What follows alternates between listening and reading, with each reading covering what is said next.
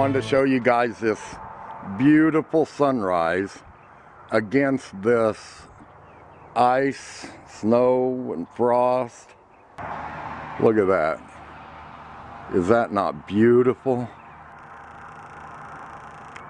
Look at the painting that God put in the sky for us this morning. With the frost on the ground. What a beautiful sunrise.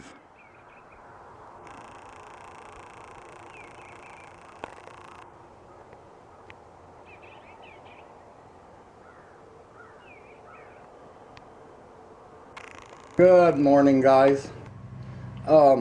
Today I wanted to talk to you guys about how I save money in the springtime for gardening and all of that stuff.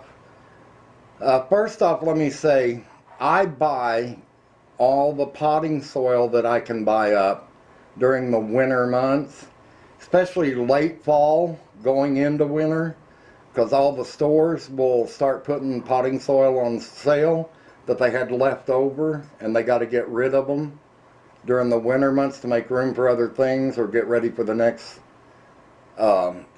season. So they'll put them on sale, and that's when I start buying them, and I stack them up in my garage, and that's how I get them, my potting soil for the springtime.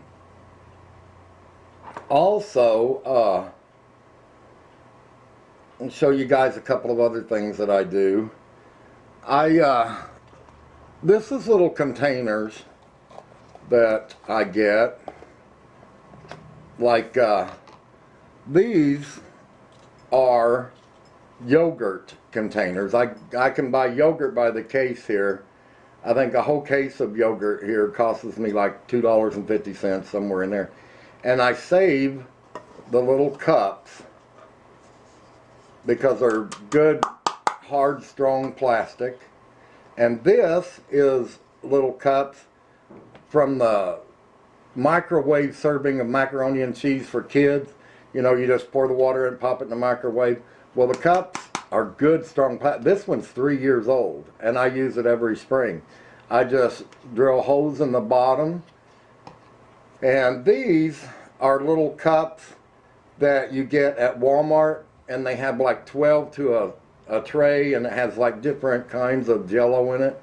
And I save all of those because these are good for several different things. They're good for starting seeds in them, and also I use them in the house for like, I save some for serving like tartar sauce or barbecue sauce or ketchup, mustard, ranch dressing, stuff like that with dinners. And they're washable, then you just throw them away. There ain't no sense paying all that money for this stuff and then just throwing it away when there's so many uses for it. And here's another thing that I do. When I crack all my eggs, let me get my coffee out of the way here. I wash and dry them, and I use them as seed starters for tomato plants, because the shell is actually just calcium. You just wash them real good with hot water, take your fingernail and scrape the bottom and bust that little membrane in the bottom. You can fill them with potting soil, take a little pin and make a hole in there, a drain hole, and just use the carton to put them back in. And once your tomato plants come up, then you just, when it gets its first set of true leaves, take your yogurt cups, kind of crack your shell, put your potting soil in it, bury the whole shell right down in there, and there's your second transfer pots. And then when those are ready, you can just put your fingers over it like that, turn it upside down, squeeze it, plant comes out, stick it straight in the ground. Same with these. You know, you just transfer your shell right over in, cover it with dirt, and your shell's still there. Just make sure you crack it, and then you just do the same thing in the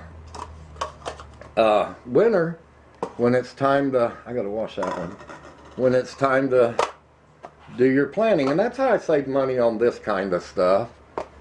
so I don't have to buy little pots or anything like that. I think all winter long, what can I use that stuff for? And oh yeah, and this is a Folgers instant coffee jar, and I have a family member that uses instant Folgers, and what I use these for, they're good strong plastic lids, and you put the lid on and they pop up like this.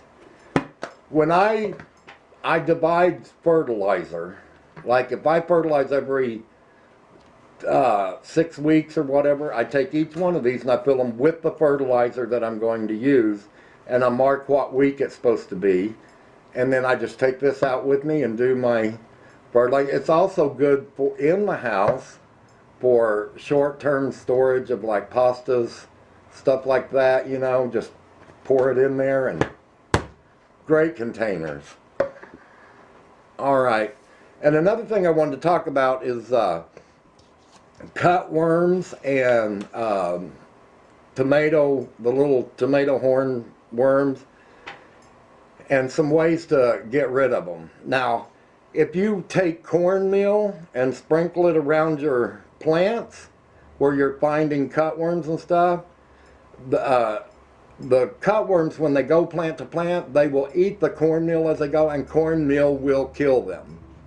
So just sprinkle cornmeal around them and it will kill them. I crush up a lot of eggshells and sprinkle around my tomato plants and stuff like that, because cutworms and tomato worms won't cross it, and snails, it'll keep snails out of the garden on your pepper plants and stuff like that, because they can't cross eggshells because the sharp edges cut them up.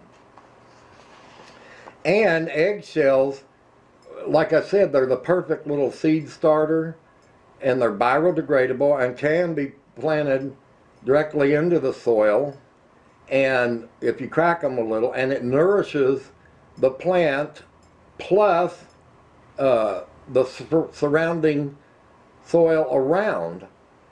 And they break down, enrich the soil, calcium, nitrogen, which plant roots will absorb and put to use as it grows. Everything from flowers to vegetables can be started in eggshells, but our favorite thing to grow in eggshells is herbs.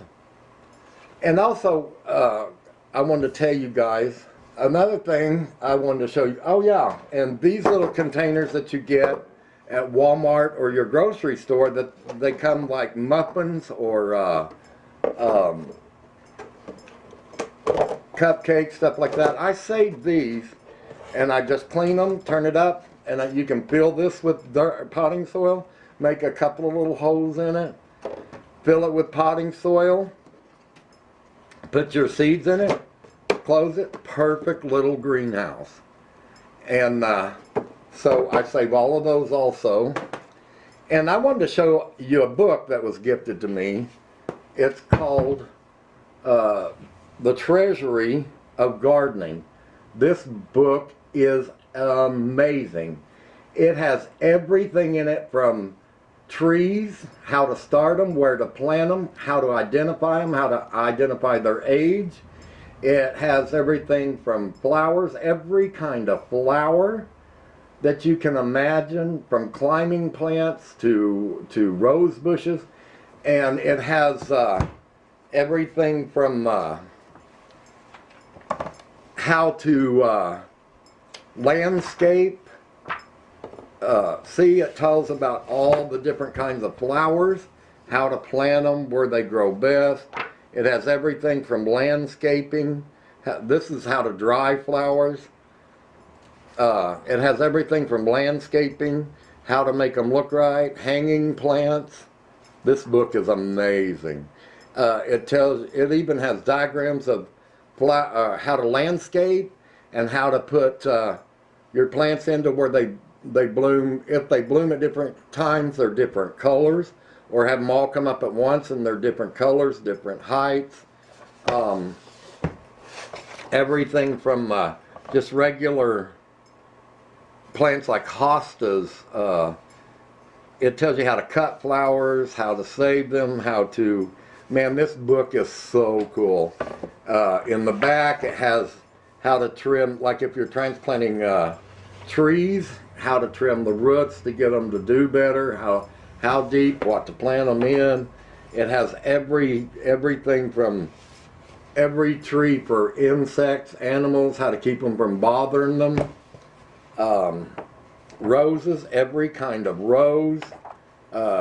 It even has everything from garden, anything and everything that can go in a garden.